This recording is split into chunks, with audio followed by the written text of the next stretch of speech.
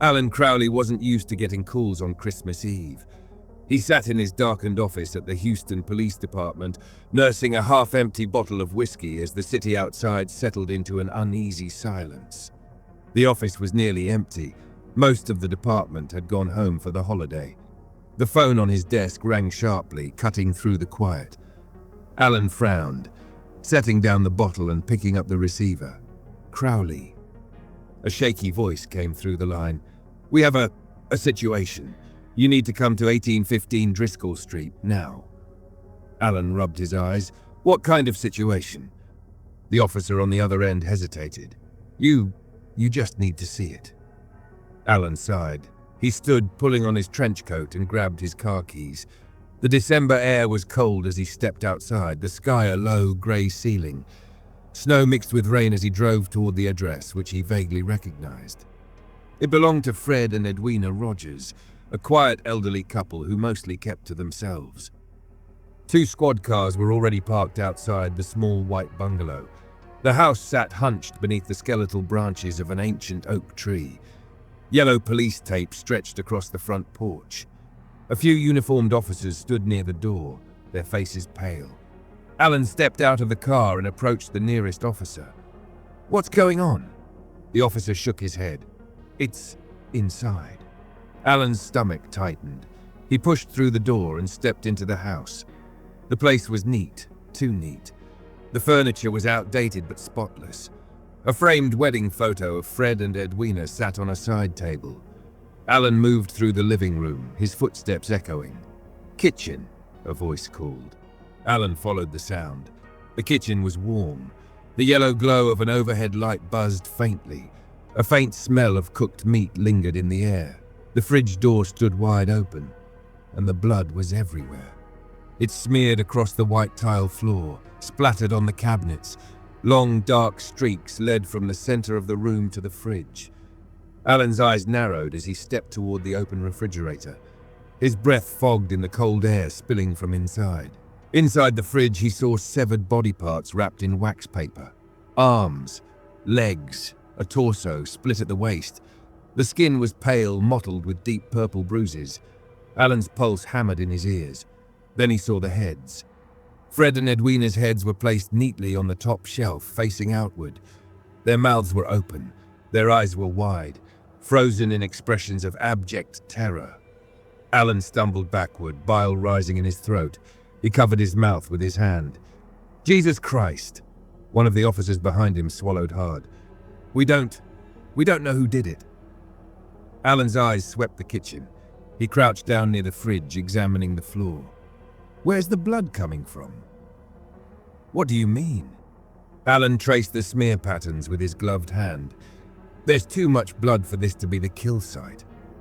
He stood and turned toward the hallway leading deeper into the house. They were killed somewhere else. Alan followed the trail of blood through the house. It led to a locked door beneath the staircase. An old wooden door, scuffed and chipped. Alan pushed it open. A narrow, steep staircase led downward into darkness. Alan pulled a flashlight from his pocket and started down the stairs. The basement was cold, damp. The concrete floor was covered in rust-colored stains. The smell of rot was stronger here. Against the far wall, Alan saw a small wooden chair with a length of rope coiled beside it. A rusty hacksaw sat nearby, its blade dark with old blood. Alan's light caught something in the corner, a dark shape. He stepped closer, and then he saw it, a man-sized hole in the concrete wall. The edges were jagged, the concrete crumbling inward. A thin tunnel, barely wide enough for a person to crawl through, disappeared into darkness beyond. Alan stepped toward it, his flashlight beam trailing along the rough surface. What the hell? Then he heard it, a shuffling sound. Alan froze. His light trembled. The sound grew louder, closer. A scraping sound, like nails on concrete.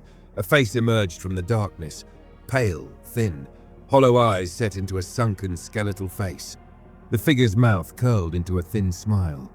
Alan stumbled back, his foot catching on the hacksaw. He hit the floor hard, his flashlight spinning away. He scrambled toward it, his breath ragged. The figure crawled toward him, dragging its limbs unnaturally. The sound of bones scraping against concrete filled the air. "Help!" Alan shouted. The figure lunged toward him, and Alan barely rolled aside in time. He grabbed the flashlight and aimed the beam. The light revealed a thin, grey figure, emaciated and naked. Its skin was stretched too tight over its bones. Its mouth opened, and a low, rattling hiss escaped from its throat. Alan kicked backward toward the stairs. The thing crouched low, its head cocked at an unnatural angle. Alan scrambled up the steps, his heart hammering in his chest. He reached the top and slammed the door shut. He braced his back against it, gasping for air. The thing scratched at the other side of the door, the sound of nails dragging down wood. Alan stood and stumbled back into the kitchen. He wiped his hands down his face, his breath ragged. "Jesus," Mike whispered from the hallway. Alan turned toward him. "Where the hell are the Rogers' son?" Mike frowned. "They had a son?" Alan nodded. "Yeah, Charles Rogers. Quiet guy, never spoke much. Apparently a Navy vet. I think he lived here." Mike's face paled. "We need to find him." Alan nodded. He turned back toward the basement door. The scratching had stopped. The house was dead silent. The next day, Alan filed a report on Charles Rogers. According to old records, Charles had been discharged from the Navy after being diagnosed with severe schizophrenia. Afterward, he returned to his parents' house and then disappeared for years. Neighbors claimed they rarely saw him. His parents told people he traveled for work, but one neighbor said that sometimes late at night, they heard strange noises coming from the house, like scratching or whispering. A citywide search for Charles Rogers turned up nothing. He had vanished without a trace. The Rogers house was torn down 2 years later. Alan never forgot what he saw in that basement. But late at night, sometimes he heard things beneath his floorboards. Scratching, whispering. One night, Alan woke to find a small wrapped package sitting on his bedside table. A single piece of wax paper inside, wrapped around a human finger. Alan's breath hitched. His hands shook as he unfolded the paper further. Scrawled in red ink across the waxed paper were 3 words, "I'm still here."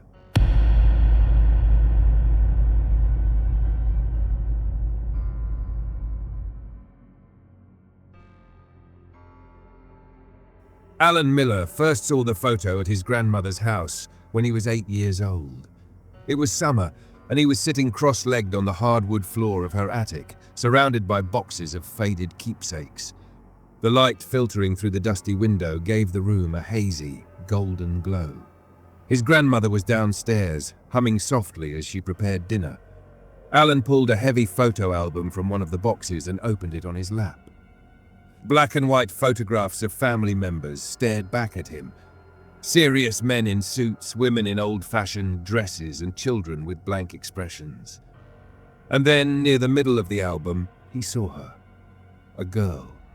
She stood in the background of a family portrait. The photograph showed his grandmother as a young girl, sitting on the steps of a small white house with her parents and 2 younger siblings. But in the far corner of the picture, near the edge of the frame, stood the girl. She wore a pale dress that seemed slightly too long for her frame. Her hair hung in dark, lifeless strands around her face. Her eyes were wide, dark pits. Her mouth was a thin line. Alan leaned closer. He hadn't noticed her at first, but now that he saw her, she seemed too clear, too sharp. The edges of her figure were unnaturally defined, while the rest of the photo was grainy and soft. "Who is that?" he whispered. Alan carried the album downstairs, cradling it like a fragile relic. His grandmother was at the sink, her back to him. "Grandma," he said. She turned, her face softening into a smile. "Yes, honey?" Alan held out the album, open to the photo. "Who's that girl?" His grandmother's smile faltered. Her eyes darkened. "Where did you find this?" she whispered. "In the attic." She took the album from him and stared down at the picture. Alan saw her hands trembling. "You don't know her?" His grandmother shook her head slowly, her eyes distant. "I've seen her before." Alan's skin prickled. His grandmother closed the album carefully and set it down on the table. "She's in other photos too." Alan's heart began to pound. "What do you mean?" His grandmother sat down at the table, her hands folding together tightly. When I was your age, I saw her in a photo too. And then later I saw her in another one. Different family photos, always standing in the background. Alan frowned. But who is she? His grandmother's face tightened. We never figured that out. That night, Alan dreamed of the girl. He stood in a dark room with old, rotting wallpaper. The air was cold, damp. A single light bulb swung overhead, casting a sickly yellow glow. She was there, standing in the corner. Her eyes were too large for her face, and her mouth stretched unnaturally wide. Her dress was stained and tattered. She stepped toward him, her bare feet dragging across the floor. Her mouth moved, but no sound came out. Alan woke up gasping. A week later, Alan found another photo. This time it was in a box in the basement. It showed his father at the age of 10, standing with his younger brother outside of a school building. There she was again, in the far corner of the picture, half hidden behind the edge of the building. Alan's skin crawled. He flipped through more albums, searching frantically. He found her in at least 5 more photos, always in the background. Sometimes standing in the corner of a room, sometimes standing behind a window. He showed his father the photos, and his father's expression darkened. "Where did you find these?" Alan hesitated. "In the basement." His father shook his head and took the photos from him. "I don't want you going down there anymore." "Why not?" His father didn't answer. He just took the photos and burned them in the fireplace that night.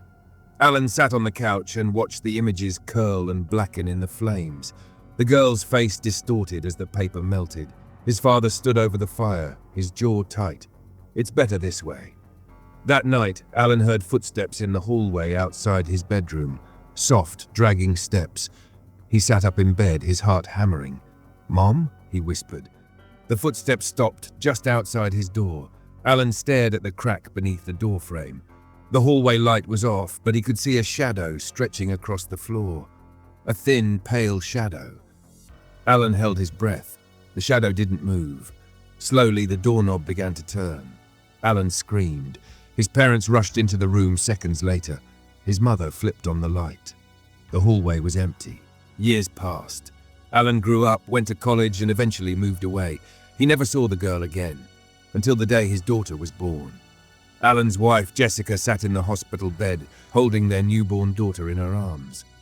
Alan stood beside her, smiling down at the tiny pink bundle wrapped in a soft hospital blanket. "She's beautiful," Jessica said, brushing her fingers through the baby's fine hair. A nurse appeared in the doorway, holding a camera. "Would you like a family photo?" Jessica nodded, and Alan crouched beside the bed. The nurse lifted the camera. "Smile!" The flash went off. 2 weeks later, they picked up the photo from the pharmacy. Alan smiled as he examined it. Jessica, radiant and happy, their daughter nestled in her arms. But as his eyes drifted to the edge of the frame, the smile froze on his face. In the far corner of the picture, barely visible behind the hospital curtain, stood the girl.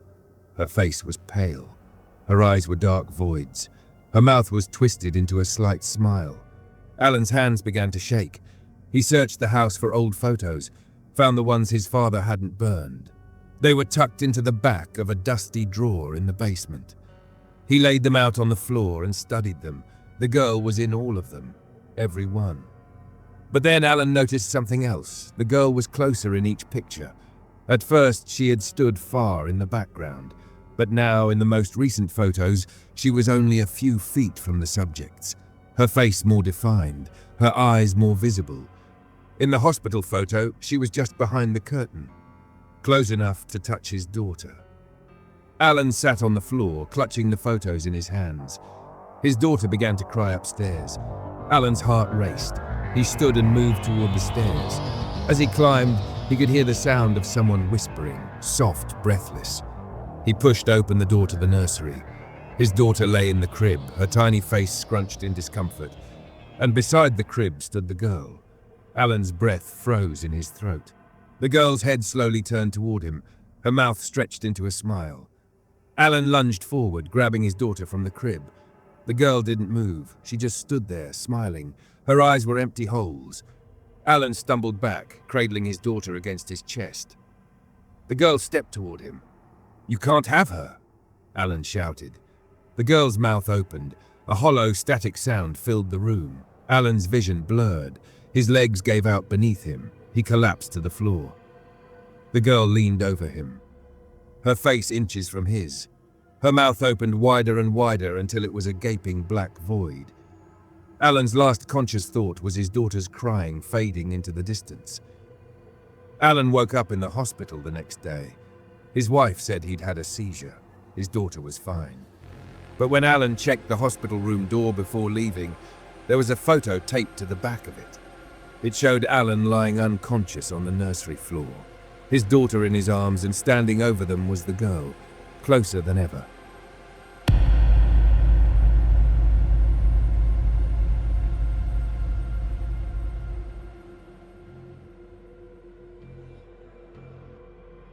Detective Alan Hensley had seen his share of grisly crime scenes, but this one was wrong. The apartment reeked of copper and rot. The air felt heavier inside, like the atmosphere itself was resisting entry. Alan stepped carefully over the threshold, his eyes adjusting to the dim light filtering through torn blinds.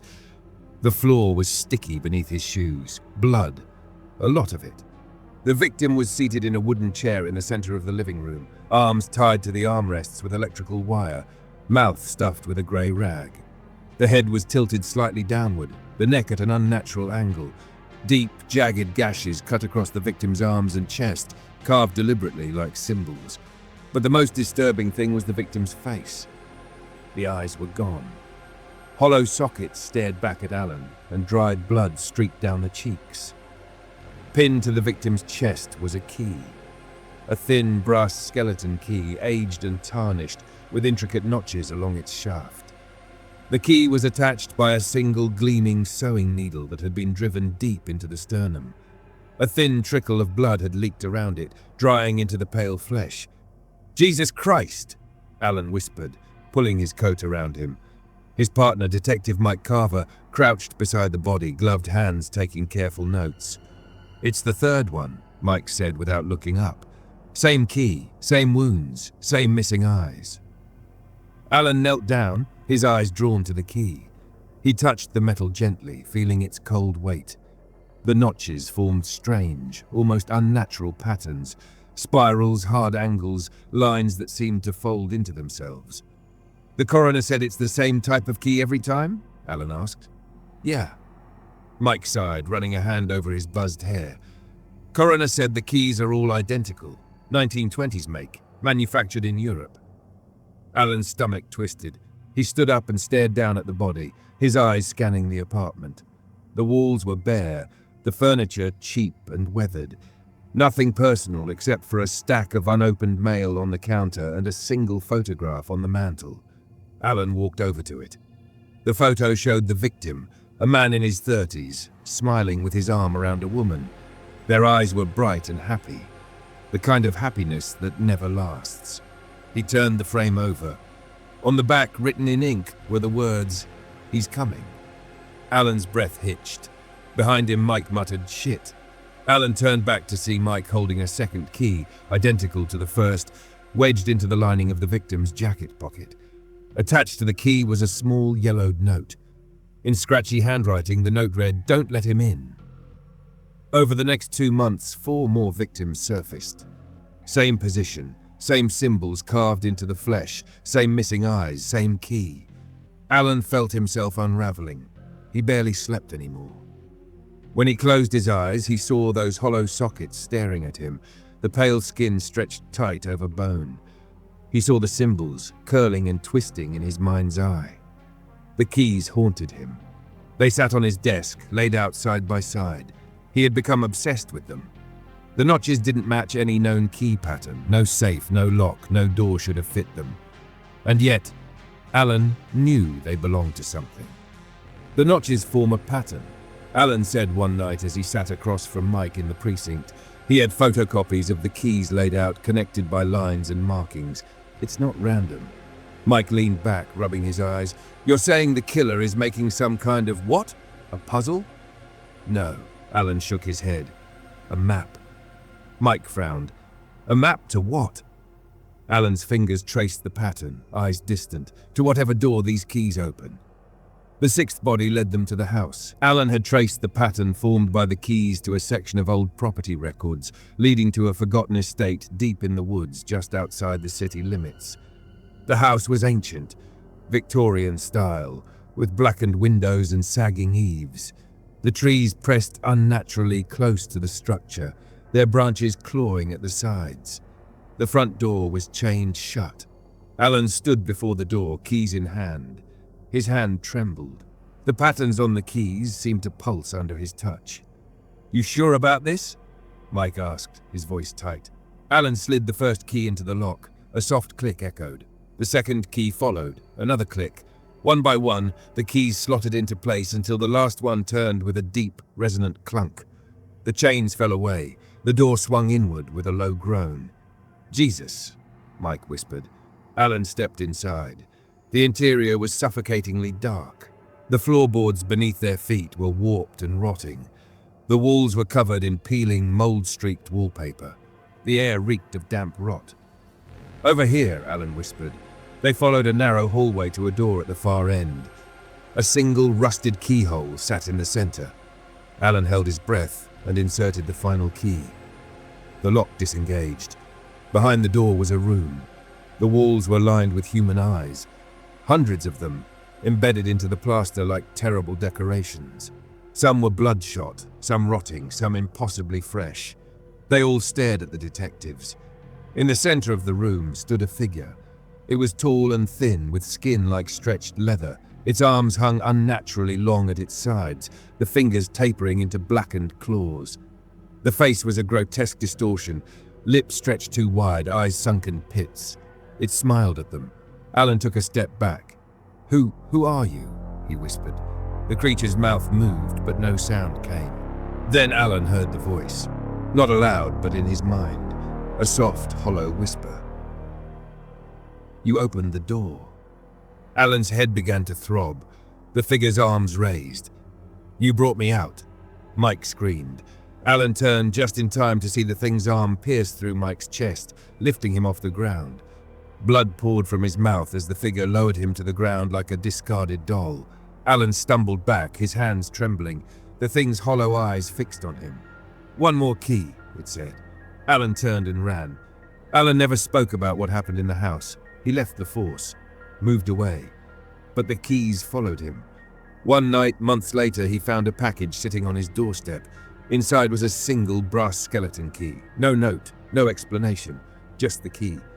Alan sat in his darkened apartment, the key heavy in his hand. He could hear it whispering to him now. "Open the door." Alan stared at the key. His hand began to rise. One more key. The key slid into the lock of his apartment door. The sound of the lock disengaging echoed like a gunshot. Alan's breath hitched. The door began to open and something started coming through. Thank you for watching this video by Sanctum Obscura. If you enjoyed unraveling the darkness with us, don't forget to like, share, and subscribe.